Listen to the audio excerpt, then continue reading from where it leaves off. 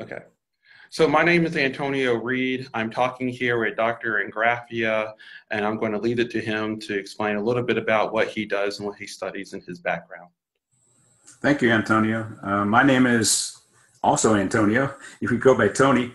Tony Ingraffea. I'm currently the Dwight C. Baum Professor of Engineering at Cornell University, Emeritus. I spent the last 40 years as a professor at Cornell, and the expertise that I'm bringing to our discussion tonight has to do with two things. One is extracting oil and gas using processes of drilling, casing, cementing, hydraulic fracturing, and pipelining. I spent about half of my career working with the oil and gas industry as a researcher and consultant in that area. But more recently, over the last 10 or 12 years, I've been working on issues of impact, negative impacts of the development of shale gas, and the positive impacts on the development of renewable energy resources. Okay, well, thank you, Dr. Ingraffea. I want to first start our discussion by asking you exactly, just to give us a background on what your history was with the fossil fuel industry. Sure. I began in the late 1970s acting as a researcher while at Cornell University. I was doing sponsored research for the oil and gas industry and also for the U.S. Department of Energy in the areas of hydraulic fracturing, drilling, casing, cementing of wells, the design of high-pressure natural gas pipelines. And I did that throughout the 80s, 90s, and the early part of this century. More recently, as I've seen the shale revolution develop, I've become a public educator. I would say an outspoken public educator about the negative impacts that we're going to talk about during this interview of the exploitation of shale to get oil and gas. And at the same time, I've spent the better part of the last 10 years trying to show that we don't have to prolong the fossil fuel industry. We can do just as well in terms of lifestyle, standard of living, and do a lot better in terms of climate change by more rapidly switching from a fossil fuel-based energy economy to a renewable energy-based energy economy. Okay.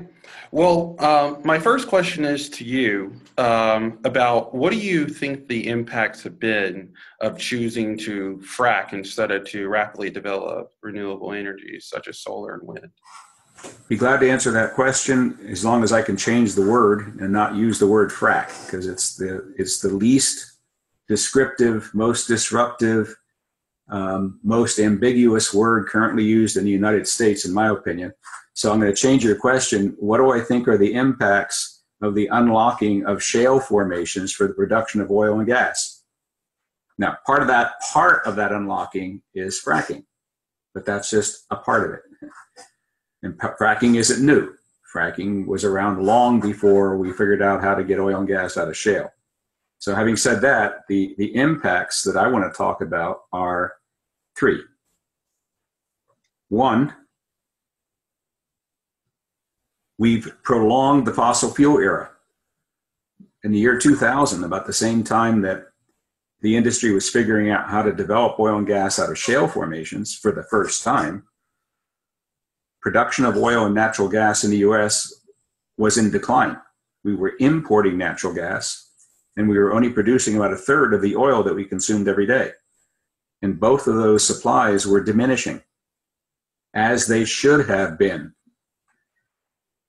But unlocking shale effectively prolonged the fossil fuel era, because now we are producing far more natural gas than we ever did in the US.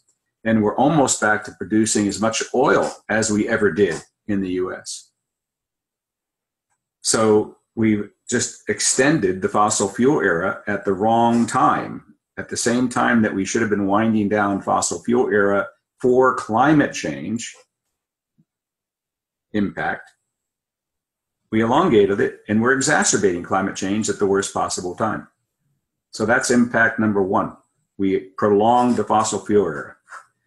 Number two, we diverted capital, hundreds of billions of dollars of capital that should have been used over the last 20 years to increase the demand for and the supply of renewable energy, got diverted into this prolongation of the fossil fuel era.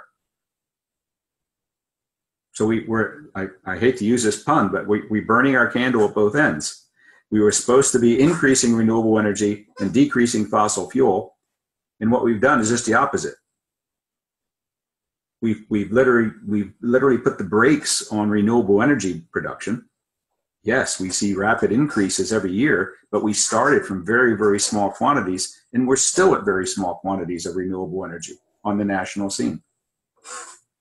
And we've exacerbated climate change by putting more carbon dioxide and more methane into the atmosphere than ever, despite what EPA says. The third thing we've done by opening up the shale resources is we've had tremendous local impact. Climate change is obviously a global, worldwide impact. But to get shale gas and oil out of the ground, you have to drill a large number of wells per unit area. And you have to drill wells that are of scale 100 times bigger than conventional wells. By that I mean 100 times more fracking fluid, 100 times more waste, 100 times more truck trips, 100 times more proppant. And when you do that, you increase risks of bad things happening locally. And by locally, I mean in communities. Shale gas goes wherever it goes. There are very few states in the union that say, you can't put a shale gas well in our state. There are very few states or regional municipalities that say, you can't put shale gas wells in a residential area. You can't put shale gas wells next to a school or a hospital. And why would you not want? What? Why would you not want to put a well in a residential area by a school or a hospital? Okay, wells. To create a well, you have to excavate. You have to create noise. You have to create dust. You have to create light pollution. And you are going to have a risk of water pollution, both surface bodies of water and underground sources of drinking water. And you're going to have emissions of methane and volatile organic compounds. Those things will happen. It's not like maybe they'll happen. They always happen. There's no way you cannot have those things happen. So the oil and gas industry, to my best knowledge, is the only industry that can circumvent zoning. A community might say, we have a development plan, we have zoning law, and if you're an industry, you do your industry in an industrial zone. If you're a commercial establishment, you do it in a commercial zone. If you're a homeowner, you live in a residential zone. The oil and gas industry in most states can go wherever the hell they want to go, regardless of zoning. Okay, then why have zoning? Yeah. If you're going to put dozens of gas or oil wells within a football's throw of a school, or football's throw of someone's backyard, there are consequences. All those things. Those people are going to be disturbed. Those people are going to be subject to potential health impacts. They're going to have their property values changed. And their life is going to be upset for the entire time during the drilling process, during the fracking process, and during the production, which is going to go on in some of these wells for decades. And so I wanted to move on and talk a little bit more about the specific impacts we're seeing on the climate side. Glad to. Can I share a screen with you? Absolutely.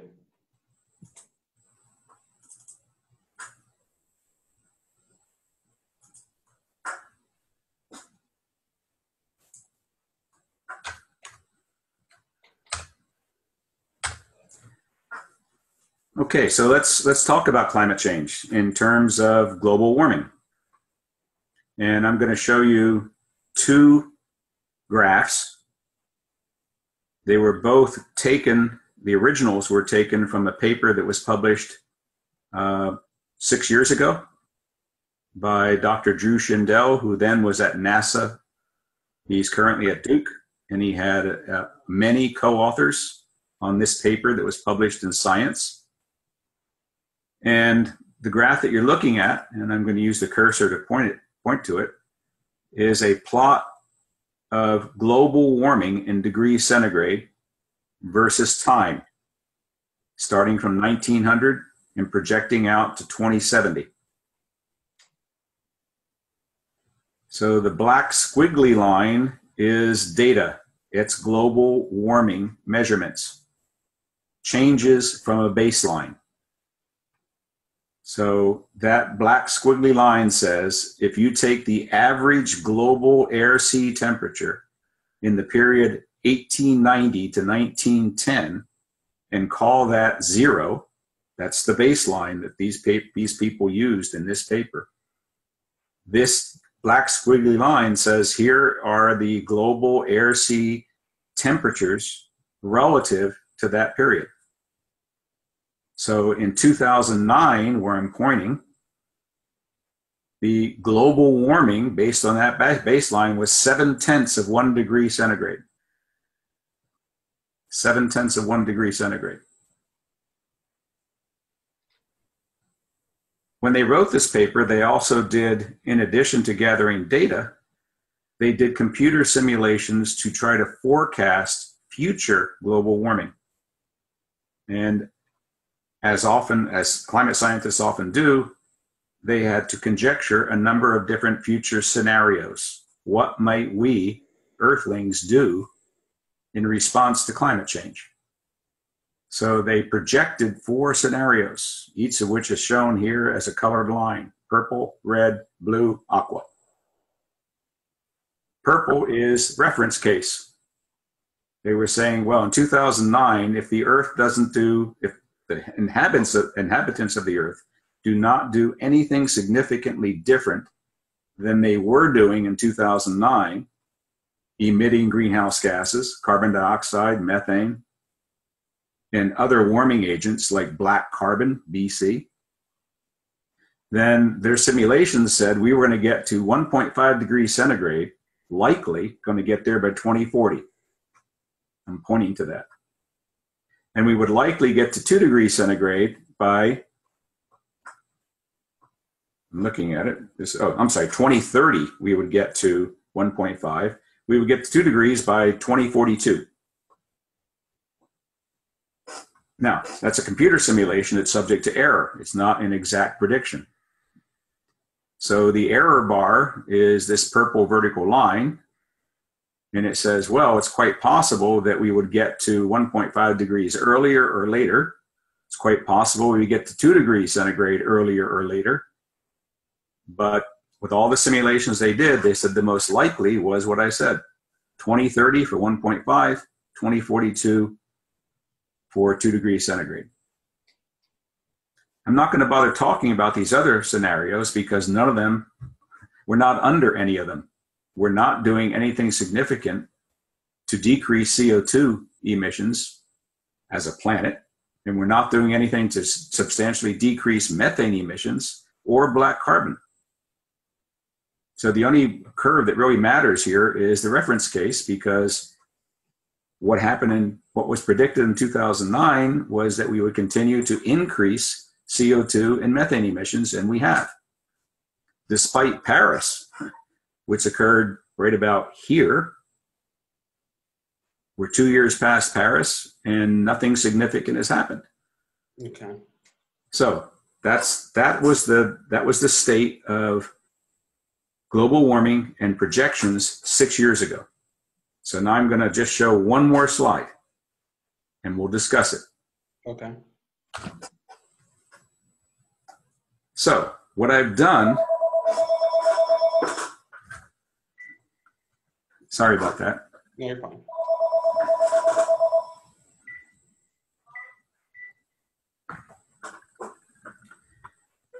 Since 2009, we've had 7 more years of data, actually 8 more years of data.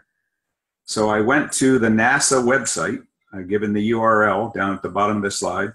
This is where NASA stores all its global air, sea, temperature data.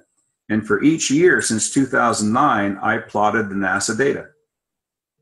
And as before, you see it goes up, it comes down, it goes up, it comes down, it goes up, it comes down. But the trend is global warming continues to increase. All right, what can I conclude by looking at this? Number one, we're already at 1.5 degrees centigrade.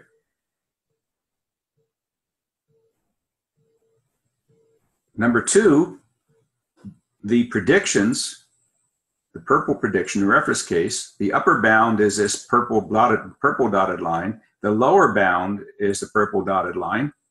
So the computer simulations that were done in 2009 predicted that global warming would fall between these two purple lines. Yeah. And it hasn't. It's outside, which means the simulations were not only wrong, as they were expected to be, they were very conservative. They underpredicted the rate of increase of global warming. And the third thing I want to point out is if we were to project through those red dots, and if we're unlucky enough, sorry about all the phone ringing. If we're unlucky enough to see the same rate of global temperature rise as we're seeing since 2009, we're likely to hit 2 degrees centigrade, you pick, somewhere around 2030, 10, 12, 15 years from now. Yeah. So there are caveats. There is, in my opinion right now, an unfortunate ambiguity, a public international ambiguity on global warming. Not everyone uses the same baseline as Shindell and his co-authors used in this paper. I pointed out that they used as a baseline the average temperature over a 20-year period between 1890 and 1910. If you read the IPCC reports, all of them say that we should be measuring global warming using the baseline of pre-industrial Earth. In other words, using this baseline cuts off all the warming that might have occurred from the mid-1700s until 1900. Yes. Other people, right now, NASA currently uses a different baseline. They use the average temperature between 1951 and 1980. That's this horizontal blue line. So if you use that as a baseline, then all these red dots have to be dropped by the distance between this blue line and 0. In other words, we're not at 1.5 degrees centigrade, we're only at 1.25 degrees centigrade. So where are we? This is ambiguous, and it's disconcerting to me as a scientist. I suspect it's lost on most legislators and regulators who aren't going to delve into detail like this. But from a policy perspective, starting with the IPCC, since they're the source, they should be the source of policy making, they need to do away with this ambiguity. Which temperature change are you talking about? Is it the change between 1980 and 2018? Is it change between 2018 and 1900? Or is it a change between 2018 and 1750? Well, I think I will offer a little pushback here, but the IPCC in their fifth assessment is using the 1880 as their pre-industrial baseline. Good, and so am I. That's what these red dots are. So why are we still talking Paris talk? Remember, Paris talk was, boy, we never want to get to 2 degrees, and we're going to do everything we can to not get to 1.5. We're already at 1.5. I wanted to mention that since the Intergovernmental Panel on Climate Change is releasing their special report on the impacts of 1.5 degrees Celsius above the pre-industrial level. It was the United Nations Advisory Group on Greenhouse Gases in 1990 that advised in their assessment that 1 degree Celsius above the pre-industrial baseline was going to elicit rapid, unpredictable, and nonlinear feedbacks leading to extensive ecosystem damage. Yes. So why is 2 degrees C been the target baseline? How have we moved from 1 to 2? You're asking the wrong person, because I wasn't privy to those discussions. I suspect they were behind closed doors. They involve scientists, regulators, and legislators from countries all around the world. And I suspect they were made I'm sure they were made not solely on the basis of science. So I'm going to read something here. Okay. Obviously, the discussion we're having right now, this chart, is very depressing. It's scary. Well, the IPCC and Intergovernmental Panel on Climate Change says in 2007, those projections showed worst case scenario that we were going to reach 2 degrees Celsius by 2100. Yeah. A little more than 10 years later, you're saying that we're going to reach 2 degrees Celsius by 2030. So I would say that's much faster than IPCC's anticipating for 2007. But Okay. in 2013, their 5th assessment, they project 2 degrees Celsius by mid-century, 2050 and beyond. Yeah. And I'm saying it's likely to be based on the data. These are not my data. This is NASA data. I tend to believe NASA data. Most people do. It's not perfect. Okay. I'm glad it's not perfect. I hope it's incorrect in the right way. But here's the risk that I run or you run when we try to talk to legislators, regulators, and the public about the acceleration of climate change. Okay. And I'm reading from an article I read recently that the problem for people like us is that the future that we foresee is so gloomy that it promotes a fatalism that sometimes justifies inaction. I have 4 children, grown children, 2 of whom have children themselves. And when I show them this data, I get mixed reaction. One son says, "Oh, Dad, you're exaggerating. It can't be that bad." Another son says, "I'm adding more solar panels to the roof of my house tomorrow." And my 2 daughters get tears in their eyes. I don't want to cause depression, gloominess, and inaction. I'm trying to stimulate faster action in response to this science, starting with the individual level as far up as I can have an influence. I can't influence the president. I don't think I have a big influence on the governor of New York, but I think I have a substantial influence in my community and in the communities surrounding my community. So I do what I can to inform people of what the science is without scaring the hell out of them, and then telling them, here are the things that you can do in your personal life. Every opportunity you get, you decrease your demand for fossil fuels and your use of fossil fuels. Decreasing demand sends a signal downstream in our capitalist enterprise. Decreasing their use has an immediate effect on CO2 and methane emissions. And at the same time, you have to increase your demand for and your use of renewable energy. Again, increasing your demand for renewable energy sends a signal down the capitalist enterprise. And increasing your use of renewable energy does the same thing. It decreases CO2 and methane emissions. And you do that in all sectors of your energy consumption, whether it's your residence, your transportation, your business, your electricity. You have the means as an individual to do those things. Let me ask you, since you say that we are going to, on the current trajectory, reach 2 degrees Celsius by 2030. Or thereabouts. I'm not saying that. I'm saying or in and around 2030. I'm saying the trend is it's going to happen. If things stay the same, it will happen before 2050. So with that said, with those temperature projections being sooner than the IPCC has projected, do you have a calculus for what the global average temperature would have risen by 2100 according to the 1890-1910 baseline? No, I would not even conjecture. And let me also ask you, when you give us that estimation of around 2030, possibly, does that factor in the aerosol effect? Yes. Okay. Does it factor in the aerosol effect when you think about the more that we transition to renewable energy such as solar or wind, the less aerosols that we then would be emitting into the atmosphere through burning coal?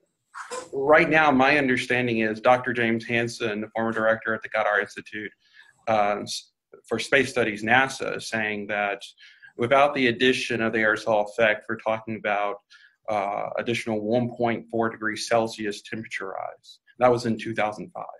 Yep. Yes. And I'll leave it, anything that James Hansen says in the area of science, climate science, I believe. Dr. James Hansen also said that if we reach 2 degrees Celsius by 2100, that we would be looking at least 1.5, 2 meters of sea level rise by that time. Does this then change sea level rise projections if we were to reach 2 degrees Celsius sooner than 2100? Absolutely. And I'm telling you, I have to stop right there because that phone ringing was my wife. And okay. Hold on, I got to figure out what it is that she's trying to tell me. I'm going to stop recording because I think what we have is good. And what you're doing, I got to run pretty soon because my wife just knocked on the door and said dinner's on the table. Oh, okay. So I'll be really, really quick here. Yeah. So let me find this for you.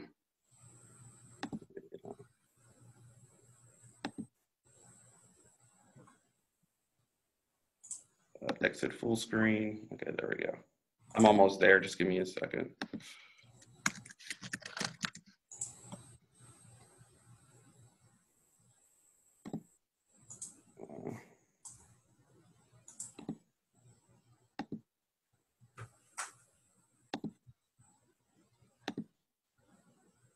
Okay. Now let me get back to where you are.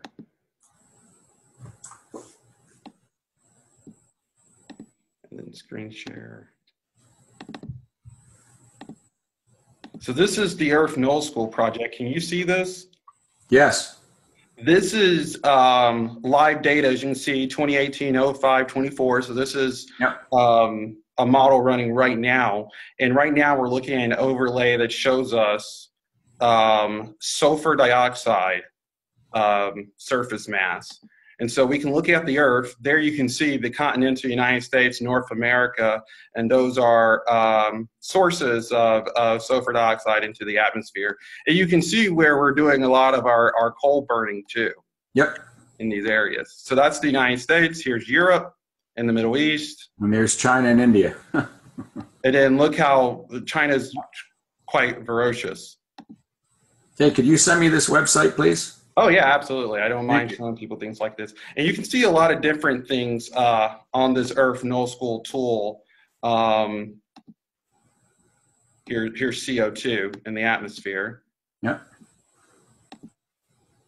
Some heavy parts and some light parts. So that's just a really cool tool I like to show people. But as you can see from there, the point that I guess I was trying to make was that the releasing of sulfur dioxide into the atmosphere has reduced over the United States and Europe more so considerably than the United States. But China is making up for that. It's more than making up for that, because if you think about it, during the period of 1950 to 1980, China was not rapidly industrializing and began to rapidly industrialize in the late 80s and the 1990s and early 2000s. Yep. Hey, Antonio, this has been a real treat for me. I like your interview style. Thank you. I like the fact that you're extremely well read and you're not hesitant to tell people what you know. And I don't know whether I've been useful to you, but I really enjoyed it and appreciate the honor. Well, thank you again so much, Dr. Ingraffea, for this interview today.